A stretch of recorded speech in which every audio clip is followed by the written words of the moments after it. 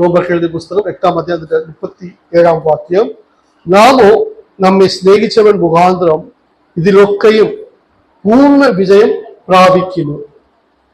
English എങ്ങനെ പറഞ്ഞിട്ടുണ്ട്, in all these things we are more than conquerors through him that loved us. ഇന്ന് ഞാൻ സംസാരിക്കാൻ ആഗ്രഹിക്കുന്ന കാര്യം പൂർണ്ണ ജയം. ആർക്കാണ് പൂർണ്ണ ജയം? ദൈവത്തിന്റെ മക്കൾക്കാണ് പൂർണ്ണ ജയം. പക്ഷെ നമ്മുടെ ജീവിതത്തിൽ പലപ്പോഴും നമ്മൾ ജയാളികളെന്ന് ചോദിച്ചാൽ നമ്മൾ പലപ്പോഴും പരാജയപ്പെടുന്നുണ്ട്. പക്ഷെ വചനം പറഞ്ഞു, നമ്മെ സ്നേഹിച്ചവൻ മുഖാന്തരം ഇതിലൊക്കെയും പൂർണ്ണ ജയം പ്രാപിക്കുന്നു. ഇത് ഞാൻ ചെന്നൈയിൽ വെച്ചപ്പോൾ എന്നോട് പാസ് ചെയ്യുന്ന ഒരു കഥ പറഞ്ഞ കേട്ടിട്ടുണ്ട്. എത്ര പേർക്ക് അറിയാം? ബോക്സിങ്, എന്താ മലയാളത്തിൽ എന്താ പറയാ, ഗുസ്തി മത്സരമാണ്. ഗുസ്തി മത്സരം. ഈ ഗുസ്തി മത്സരത്തിന് പോണ വ്യക്തി നമുക്കറിയാം, ഒരു ഗുസ്തി ചെയ്യണമെങ്കിൽ അതിന് ഒത്തിരി വർഷങ്ങൾ ട്രെയിൻ ചെയ്യണം. ഒത്തിരി വർഷങ്ങൾ ട്രെയിൻ ചെയ്ത് ബോഡി ഫിറ്റായിട്ട് വെച്ചിട്ടാണ് അവൻ പലവിധമായ പരിശ്രമത്തോട് കടന്നുപോയി ശേഷമാണ് അവൻ എന്ത് ചെയ്ത് അവസാനം ഒരു വ്യക്തിയോട് ഗുസ്തിക്ക് അവൻ ഇറങ്ങും. ആ ഗുസ്തി ഇറങ്ങിയ ശേഷം അവൻ എന്ത് ചെയ്ത് അന്ന് അവൻ വിജയിക്കുമെങ്കിൽ അവൻ വിജയിച്ചപ്പോൾ അവർക്ക് എന്ത് കിട്ടും? ഒരുപാട് പൈസ കിട്ടും. അവൻ എന്ത് ചെയ്യും? ഇത് കൊണ്ടുപോയി അവനാൽ തേപ്പിക്കും, തൻ്റെ ഭാര്യ എടുത്ത് കൊടുക്കും. പക്ഷെ ഈ ഭാര്യയാണ് കഷ്ടപ്പെട്ടത്? അല്ല. ഇതിന് കഷ്ടപ്പെട്ടത് ആരാണ്? ആ വ്യക്തി. ആ ഒത്തിരി വർഷങ്ങൾ അതിനുവേണ്ടി അവൻ പ്രാക്ടീസ് ചെയ്ത് പരിശീലനം ചെയ്ത് അവൻ അവസാനം വിജയിച്ചതാണ് ഇദ്ദേഹമാണ്. പക്ഷേ പൈസ കിട്ടിയപ്പോൾ ആ മൊത്തം തുകയും ആർക്ക് കിട്ടിയത്? ഭാര്യയ്ക്ക്. അതാണ് പറഞ്ഞത്, ഇദ്ദേഹം ജയാളിയാണ്, പക്ഷെ പൂർണ്ണ ജയാളി ആരാണ്? വൈഫാണ്. അതുപോലെ കർത്താവ് നമുക്ക് വേണ്ടി കാൽവരി ക്രൂശിൽ കർത്താവ് എന്ത് ചെയ്ത്? സകലവും ചെയ്തു കഴിഞ്ഞു. കർത്താവ് ജയിച്ച് അല്ലെങ്കിൽ വിജയിച്ച്. അങ്ങനെയെങ്കിൽ ആ വിജയം ആർക്കുള്ളതാണ്? നമുക്കുള്ളതാണ്. അതുകൊണ്ടാണ് വചനം പറയുന്നത്, നമ്മെ സ്നേഹിച്ചവൻ മുഖാന്തരം ഇതിലൊക്കെയും പൂർണ്ണ ജയം പ്രാപിക്കുന്നു. പൂർണ്ണ ജയം ആർക്കാണ്? നമുക്കാണ്. സകലത്തിലും കർത്താവ് വിജയിച്ച കർത്താവ് നമുക്ക് മുൻപിൽ എല്ലാം വിജയിച്ച് നമുക്ക് കയ്യിൽ കർത്താവ് ഏൽപ്പിച്ചിട്ടുണ്ട്. പക്ഷെ നമ്മളെ കൊണ്ട് എന്തുകൊണ്ട് വിജയിക്കാൻ കഴിയുമെന്ന് പറഞ്ഞാൽ യഥാർത്ഥ സത്യം നമുക്ക് അറിയുന്നില്ല. നമ്മൾ ജയാളികളെ നമ്മൾ ഓർക്കാറില്ല. കർത്താവ് എന്ത് ചെയ്ത് നമ്മൾ പലപ്പോഴും ചിന്തിക്കാറില്ല. അതുകൊണ്ടാണ് പലപ്പോഴും നമ്മൾ ചിന്തിക്കുന്നതാണ്, ഞാൻ പരാജയമാണ്, എന്നെ കൊണ്ട് കഴിയത്തില്ല, എന്നെ കൊണ്ട് ആർക്കൊരു പ്രയോജനമില്ല. അല്ല, കർത്താവ് നമ്മൾ വിളിച്ചത് ജയാളികളായി ജീവിക്കുവാനാണ്. ദൈവം എന്നെയും നിങ്ങളെയും വിളിച്ചത്. സ്വന്തം പുത്രനെ ആദരിക്കാതെ നമുക്ക് എല്ലാവർക്കും വേണ്ടി ഏൽപ്പിച്ചു തന്നവൻ അവനോട് കൂടെ സകലവും നമുക്ക് നൽകാതിരിക്കുമോ? എന്തിനു വേണ്ടി കർത്താവ് തന്റെ പുത്രനെ ഈ ഭൂമിയിൽ അയച്ചത്? സകല മാനവരാശിയുടെ പാവങ്ങൾക്ക് പരിഹാരിയായി തന്റെ പുത്രനെ കർത്താവ് ഏൽപ്പിച്ച് കൊടുത്തുമെങ്കിൽ നാം ഈ ഭൂമിയിൽ സമാധാനത്തോട്, സുഖത്തോട്, ബലത്തോട്, ആരോഗ്യത്തോട് ജീവിക്കാനാണ് കർത്താവ് തന്റെ സ്വന്തം പുത്രനെ കർത്താവ് ക്രൂശിൽ ഏൽപ്പിച്ചത്. അങ്ങനെയെങ്കിൽ അതിന്റെ കൂടെ അവനോട് കൂടെ സകലവും നമുക്ക് നൽകാതിരിക്കുമോ? തീർച്ചയായിട്ടും നമ്മുടെ ആവശ്യങ്ങൾ മാത്രമല്ല, നമ്മളുടെ ആത്മീയമായുള്ള കാര്യങ്ങൾ ദൈവത്തോട് ചോദിച്ചാലും ദൈവം അതിനെയും ദൈവം നമുക്ക് തരും. പക്ഷെ പലപ്പോഴും നമുക്ക് ഈ ഭൂമിയിൽ ശരിക്കും നമ്മൾ ജയാളി നമ്മൾ തിരിച്ചറിയുന്നില്ല. കർത്താവ് എനിക്ക് വേണ്ടി സകലം ചെയ്തുവെങ്കിൽ, കർത്താവ് ചെയ്ത് എന്റെ കയ്യിൽ ഏൽപ്പിച്ചിട്ടുണ്ടെങ്കിൽ ഞാൻ ഈ ഭൂമിയിൽ ക്രിസ്തുവിനെ പോലെ ജീവിക്കണമെന്ന് നമ്മൾ പലപ്പോഴും ചിന്തിക്കാറില്ല. നാം ചിന്തിക്കണം, നമ്മൾ പരാജയപ്പെടാനല്ല കർത്താവ് നമ്മളെ വിളിച്ചത്, ജയാളികളായി. മറ്റു മുൻപ് ലജ്ജിക്കാനല്ല കർത്താവ് നമ്മളെ വിളിച്ചത്, മറ്റൊരു മുൻപായി കർത്താവ് നമ്മളെ തലയിൽ ഉയർത്തുവാൻ ആണ് ദൈവം നമ്മളെ വിളിച്ചത്. പക്ഷെ നാം ഈ ദൈവത്തോട് പറ്റി നാം ജീവിക്കുമെങ്കിൽ ഞാൻ പറയട്ടെ, നമുക്ക് വേണ്ടി കർത്താവ് വൻ കാര്യങ്ങൾ ചെയ്യും. ഞാൻ ദൈവത്തെ വിട്ട് മാറിയിട്ട് ദൈവം എനിക്ക് വേണ്ടി ചെയ്യുമെന്ന് വിചാരിച്ചാൽ ഒരിക്കലും ദൈവം ചെയ്യത്തില്ല. വചനം പറഞ്ഞത്, നിങ്ങൾ ദൈവത്തോട് അടുത്ത് വന്നാൽ ദൈവം നിങ്ങളോട് അടുത്ത് വരും. നമ്മൾ ചെയ്യേണ്ട കാര്യം ചെയ്താൽ മാത്രമേ ദൈവം നമുക്ക് വേണ്ടി പ്രവർത്തിക്കാം. ഓക്കെ, ഇവിടെ വചനം പറഞ്ഞാൽ അവനോട് കൂടെ സകലവും നമുക്ക് നൽകാതിരിക്കുമോ? ദൈവം തിരഞ്ഞെടുത്തവരെ ആർ കുറ്റം ചുമത്തും?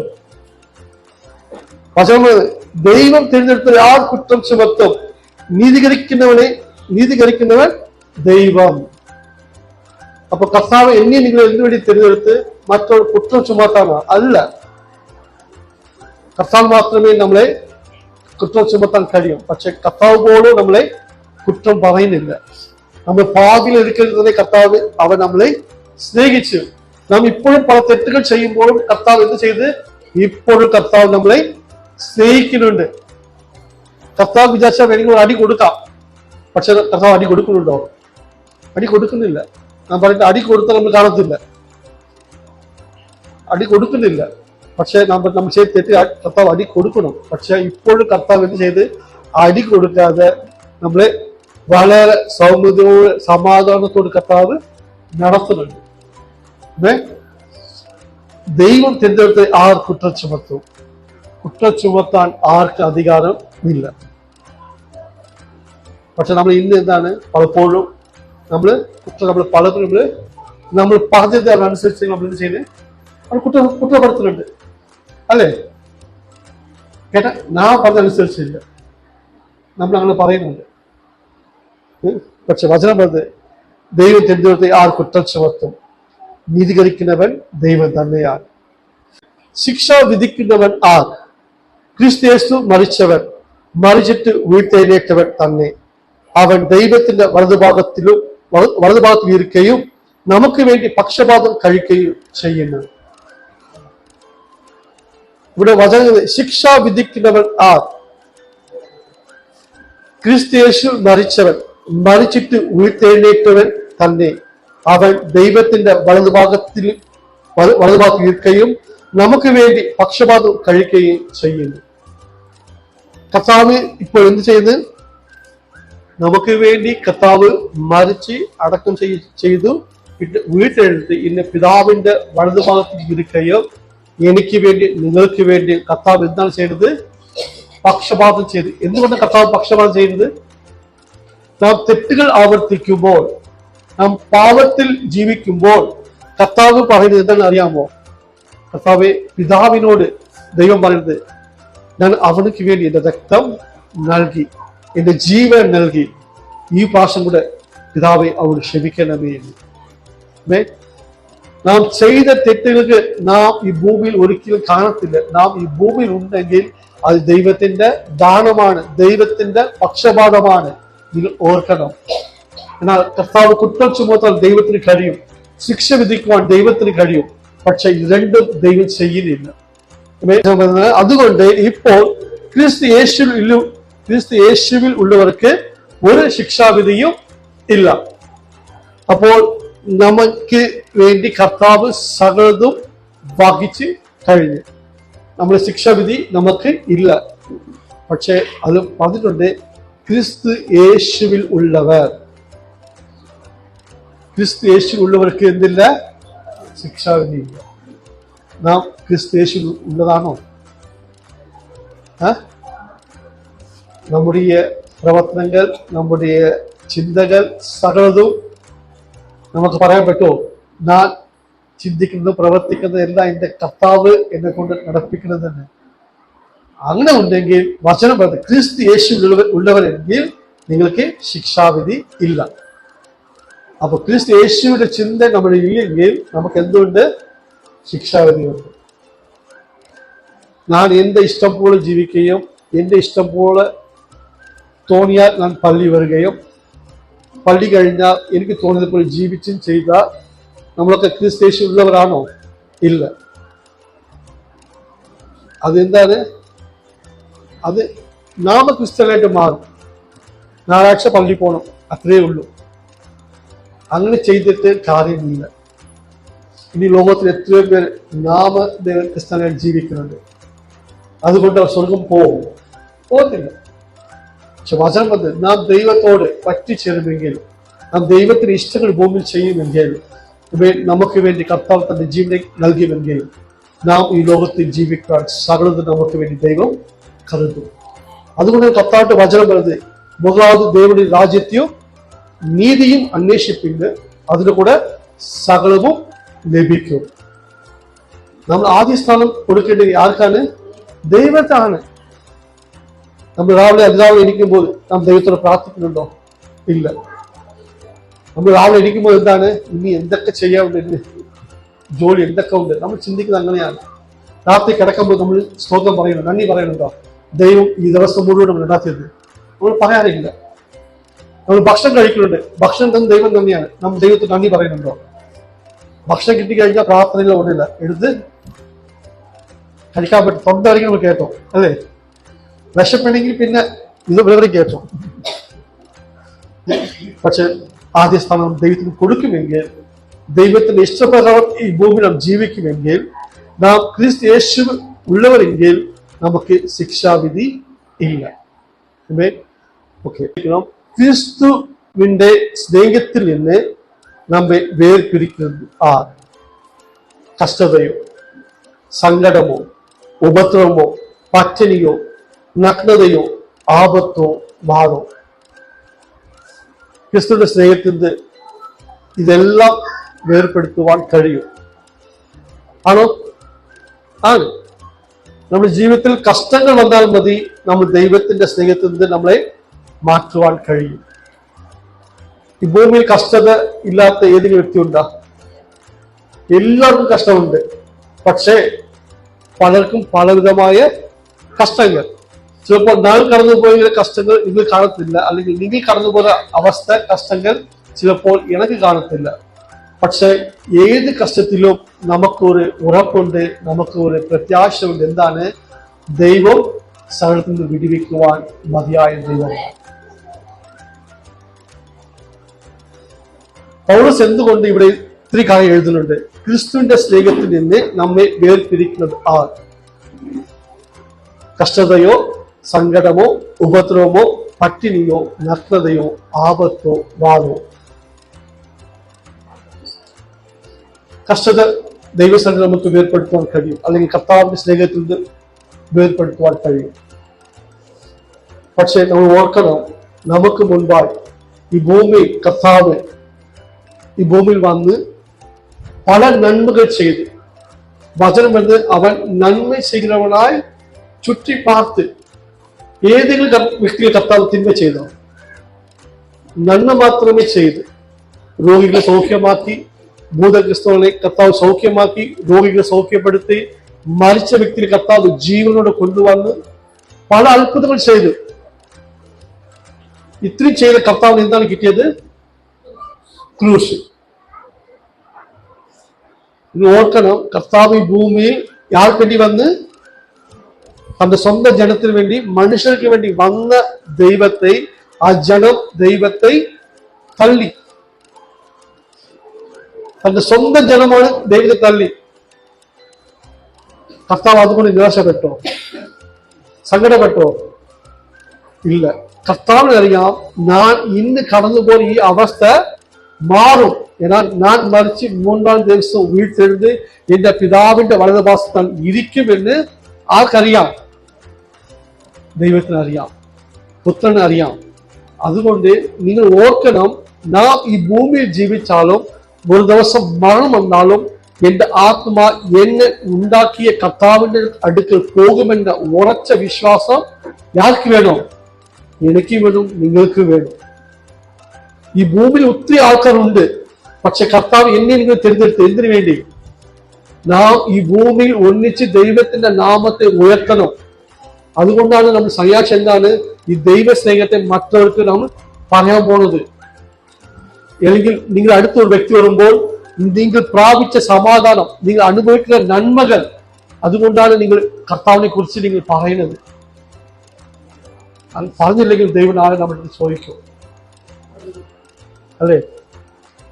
എന്നാൽ നമ്മൾ ഇതുപോലെ ഇരുട്ടിലും അന്ധകാരത്തിലും പാപത്തിലും ജീവിച്ച എന്നെയും നിങ്ങൾ കർത്താവ് ഒരു ദിവസം വിടുവിച്ച്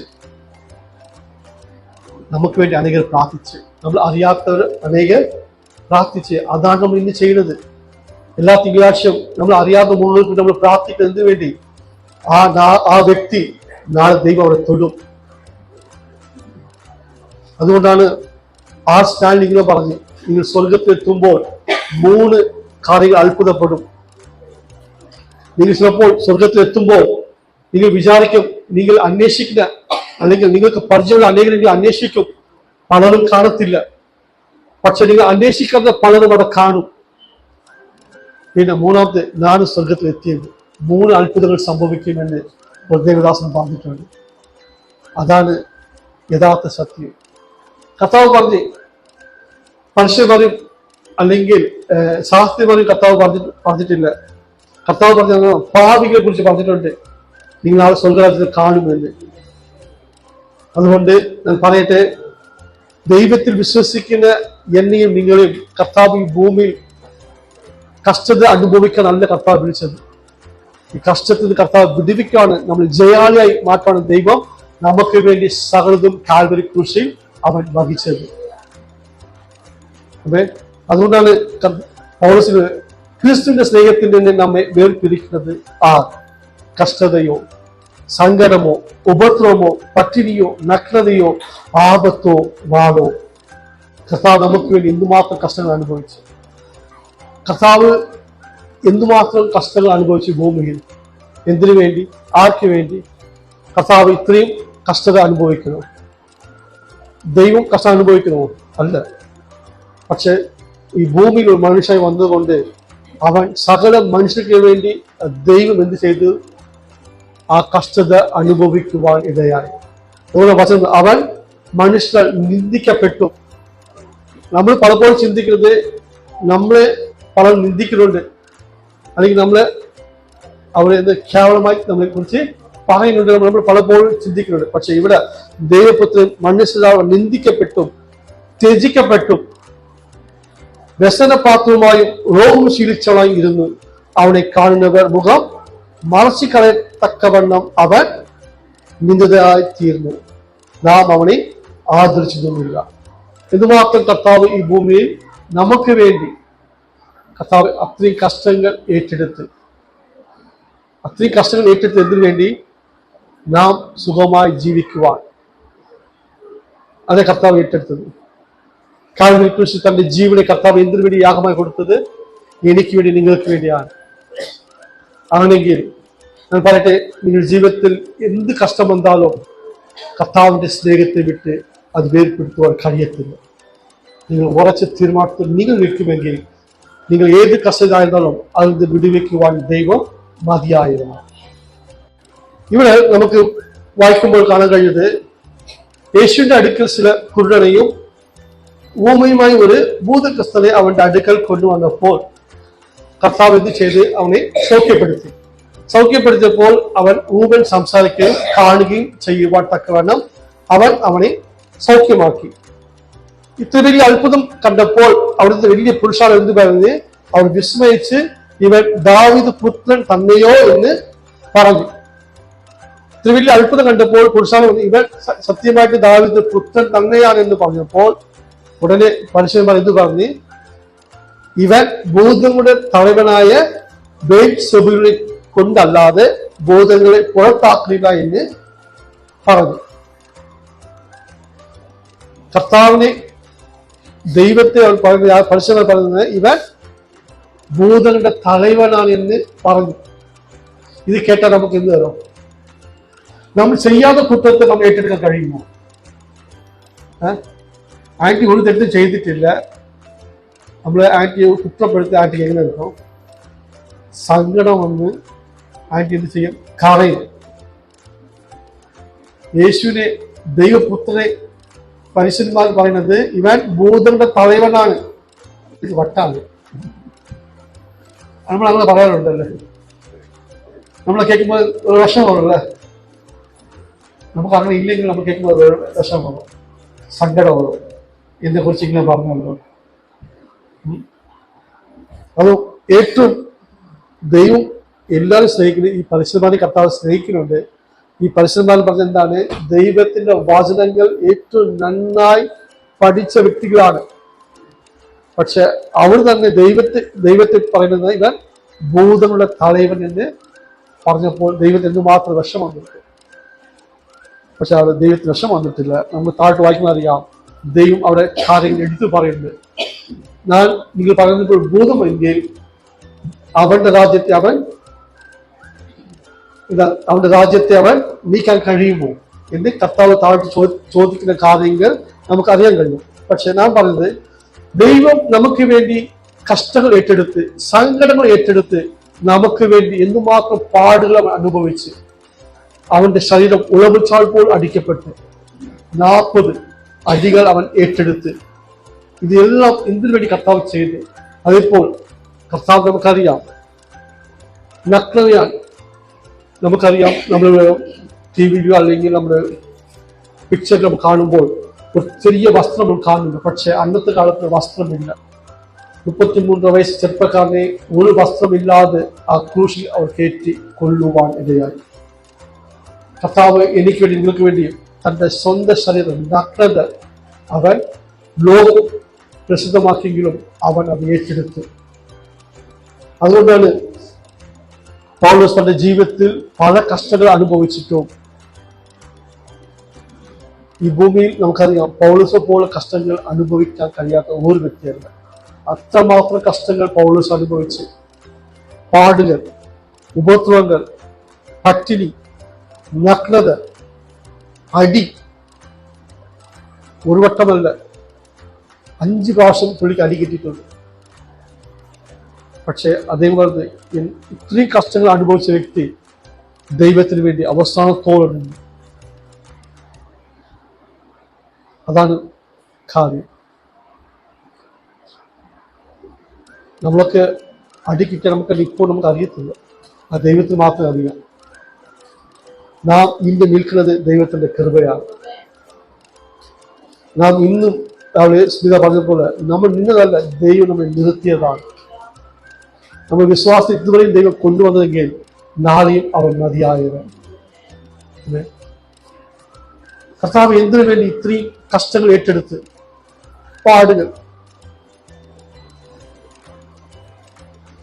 കഷ്ടത, സങ്കടമോ, ഉപദ്രവമോ, പട്ടിണിയോ, നഗ്നതയോ, ആപത്തോ, വാളോ, നമുക്കറിയാം അവസാനം പടയാളി കുന്തം കൊണ്ട് കർത്താവിന്റെ ആ വിലാപ്പുറത്ത് കുത്തി. ചോരയൊന്നും വന്നിട്ട് എന്താണ് അവസാനത്തെ വെള്ളം, ശരീരത്തിന്റെ വെള്ളമാണ് അവസാനം വന്നത്. പക്ഷെ കർത്താവ് അവിടെ അവസാനം പറഞ്ഞ് എല്ലാം നിവൃത്തിയായി കർത്താവ് പറഞ്ഞ് തന്റെ ജീവനെയും താൻ ഈ ഭൂമിയിൽ എന്തിനു വേണ്ടി വന്നോ അത്ര കഷ്ടങ്ങൾ, സങ്കടങ്ങൾ, സകലതും എനിക്ക് വേണ്ടി, നിങ്ങൾക്ക് വേണ്ടി അവൻ ചെയ്തു കഴിഞ്ഞ് അവസാനം തന്റെ ജീവനെ പിതാവിന്റെ കരങ്ങൾ ഏൽപ്പിച്ച് കർത്താവ് പറഞ്ഞ് സകലവും നിവൃത്തിയായി. എന്തിനു വേണ്ടി? നാം ഈ ഭൂമിയിൽ പൂർണ്ണ ജയാളികളായി ജീവിക്കുവാനാണ് കർത്താവ് എന്നെയും നിങ്ങളെയും വിളിച്ചത്. നമ്മൾ പൂർണ്ണ ജയാളികളാണോ? ഇല്ല. എന്തുകൊണ്ട് നമുക്ക് പൂർണ്ണ ജയാളിയാൽ നമുക്ക് ജീവിക്കുവാൻ കഴിയുന്നില്ല? എന്തുകൊണ്ട് നമുക്ക് കഴിയുന്നില്ല? നമ്മുടെ ജീവിതത്തിൽ ഒരു കഷ്ടം വന്നാൽ നമ്മൾ എന്ത് ചെയ്യുന്നത്? വെറുപ്പെറുപ്പുണ്ട്, പ്രയാസമുണ്ട്, നമ്മൾ ആർക്കും മിണ്ടാറില്ല, ദൈവത്തോടൊപ്പം നമുക്ക് പ്രാർത്ഥിപ്പാൻ കഴിയുന്നില്ല. സങ്കടം, പ്രയാസം. പക്ഷെ നമുക്ക് ഒരു ഒട്ട ചങ്ങാതി വന്നാൽ നമ്മൾ സകലം മറന്ന് നമ്മൾ സംസാരിക്കും. എന്തുകൊണ്ട്? ആ ഒറ്റ ചങ്ങാതിയിലുള്ള വിശ്വാസമാണ് നമ്മൾ സകലം മറന്ന് സംസാരിക്കുവാൻ കഴിയുന്നത്. നാം ദൈവത്തെ എങ്ങനെയാണ് കാണുന്നത്? എന്റെ ചങ്ങാതിയാണോ അല്ലെങ്കിൽ എന്റെ ദൈവമാണോ? കർത്താവ് എനിക്ക് വേണ്ടി എല്ലാം ചെയ്തെങ്കിൽ എന്നെ വിടുവിക്കുവാൻ നമ്മൾ കടന്നുപോയ ഏത് വിഷയത്തിലും എന്നെ വിടുവിക്കുവാൻ മതിയായ ദൈവം എന്നെ നാം ഇപ്പോഴും പൂർണ്ണമായി വിശ്വസിക്കുന്നത് ഇല്ലാതുകൊണ്ടാണ് നമ്മൾ ജയാളിയായി മാറാത്തത്. പ്രതികൂലങ്ങൾ വരുമ്പോൾ പറയട്ടെ, ദൈവത്തിന്റെ മക്കളെങ്കിൽ നമ്മുടെ ജീവിതത്തിൽ ഒരു അനർത്ഥം വരുമെങ്കിൽ അത് മുന്നമേ കർത്താവ് നമ്മളോട് അറിയിക്കുക തന്നെ ചെയ്യും. അത് ദൈവത്തിന്റെ നീതിയാണ്. സോദോം ഗൊമോറ പട്ടണത്തെ കർത്താവ് നശിപ്പിക്കും മുൻപ് ദൈവം പറഞ്ഞൊരു കാര്യമുണ്ട്, എന്റെ ദാസനായ അല്ലെങ്കിൽ എന്റെ സുഹൃത്തായ അബ്രഹാമോട് ഞാൻ ഇത് മറയ്ക്കുമോ? ഇതിലാണ് അവർക്ക് പറയാതെ ഞാൻ ചെയ്യത്തില്ലെന്ന് പറഞ്ഞ് കർത്താവ് എന്ത് ചെയ്ത് അബ്രഹാമോട് പറയുവാൻ ഇടയായി. അപ്പോഴാണ് അബ്രഹാം എന്ത് ചെയ്ത് ആ ദേശത്തിന് വേണ്ടി അവൻ ഇതുവിൽ നിന്ന് പ്രാർത്ഥിക്കാൻ തുടങ്ങി. ദൈവത്തോട് ചോദിച്ച്, കർത്താവെ 50 നീതിമാന്മാരുണ്ടെങ്കിൽ ആ ദേശത്തെ നീ നശിപ്പിക്കുമോ എന്ന് ചോദിക്കുവാൻ ഇടയായി. അവൻ ദൈവത്തോട് 50 അടുത്ത് 45 40 30 അവസാനം 10 നീതിമാന്മാരുണ്ടോ ദേശത്തെ നശിപ്പിക്കുമോ എന്ന് ചോദിക്കണം. കർത്താവ് പറഞ്ഞു, 10 നീതിമാനുണ്ടെങ്കിൽ ഞാൻ ദേശത്തെ നശിപ്പിക്കത്തില്ല. നാം ഈ ദേശത്തിൽ ഇനി ഏകദേശം എത്ര പേര് എങ്ങനെ 30 പേർ കാണും. കർത്താവ് ഈ ദേശത്തെ നശിപ്പിക്കും മുൻപ് ഇവിടെ 30 നീതിമാർ ഈ ദേശത്തിലുണ്ട്. അങ്ങനെ കർത്താവ് നശിപ്പിക്കുമോ? ഒരിക്കലും അല്ല. നശിപ്പിക്കുക മുൻപ് കർത്താവ് നമ്മൾ സംസാരിക്കും. എന്നോട് നിങ്ങളോട് കർത്താവ് വ്യക്തമായി പറഞ്ഞു, ഞാൻ ഈ ദേശത്തെ നശിപ്പിക്കാൻ പോലെ നിങ്ങൾ ഇവിടെ നിന്ന് സ്ഥലം മാറണമെന്ന്. ഞാൻ പറയാൻ ദൈവത്തിന്റെ മക്കൾക്ക് അല്ലെങ്കിൽ നാം ദൈവത്തിന്റെ മക്കളെങ്കിൽ കർത്താവ് നമ്മളോട് പറയാതെ യാതൊന്നും ചെയ്യത്തില്ല. പക്ഷെ നമുക്ക് ദൈവമായിട്ടുള്ള ആ ബന്ധമുണ്ടോ? അതാണ് കാര്യം.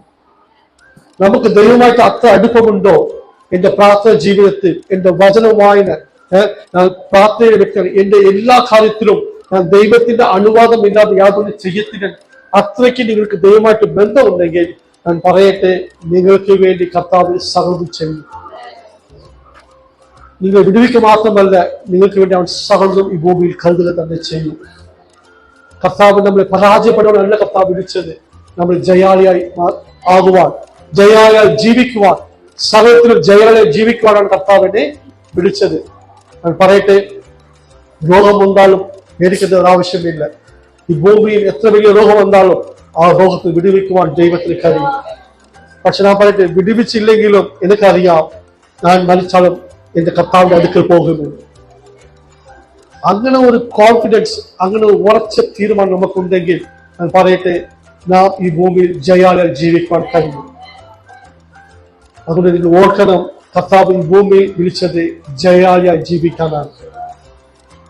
ഓർക്കണം, കർത്താവ് എനിക്ക് വേണ്ടി എല്ലാം ചെയ്തു കഴിഞ്ഞ് ഇനി ഒന്നുമില്ല ചെയ്യുവാൻ. അതുകൊണ്ട് കർത്താവ് പറഞ്ഞ് സകലതും നിവൃത്തിയായിരുന്നു. അങ്ങനെയെങ്കിൽ ഈ ഭൂമിയിൽ ജയത്തോട് ജീവിക്കാണ് കർത്താവ് എന്നെയും നിങ്ങളെയും വിളിച്ചത്. ഒരു വാക്യം കൂടെ വായിച്ചിട്ടാണ് നിർത്താൻ ആഗ്രഹിക്കുന്നത്. പൗലോസ്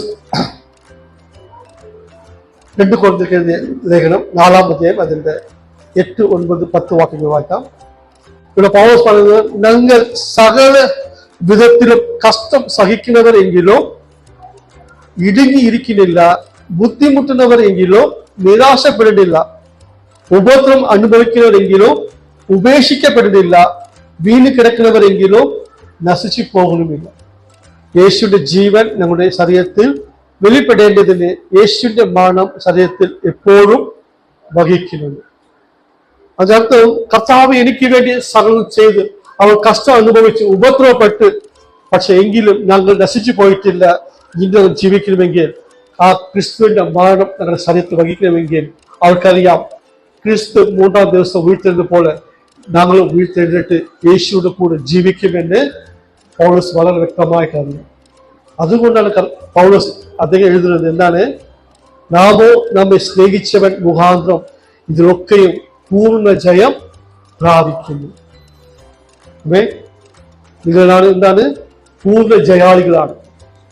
എനിക്ക് വേണ്ടി കർത്താവ് സകലതും ചെയ്തു കഴിഞ്ഞിട്ട് അവൻ നമ്മുടെ കരത്തിൽ കൊടുത്തിട്ടുണ്ട്. അപ്പോൾ നമുക്ക് എവിടൊക്കെ ജയം പ്രാപിക്കണമെങ്കിൽ എന്ത് ചെയ്യണം? നാം അത് എടുക്കണം, വിശ്വാസത്താൽ പ്രാപിക്കണം. കർത്താവ് എനിക്ക് വേണ്ടി സകലം ചെയ്തിട്ടുണ്ട്, അവൻ ജയാളിയാണ്. അങ്ങനെയെങ്കിൽ പൂർണ്ണ ജയം എനിക്കുമുണ്ട്. ക്രിസ്തു എനിക്ക് വേണ്ടി കാൽവരി ക്രൂശിൽ തന്റെ ജീവനെ യാഗമായി നൽകിയത് എന്തിനു വേണ്ടി? ഈ ഭൂമിയിൽ ഞാൻ സമാധാനത്തോട് സന്തോഷത്തോട് സകലത്തിലും അനുഗ്രഹിക്കപ്പെട്ട വ്യക്തിയായി ജീവിക്കണമെന്ന് ദൈവം ആഗ്രഹിക്കുന്നത്.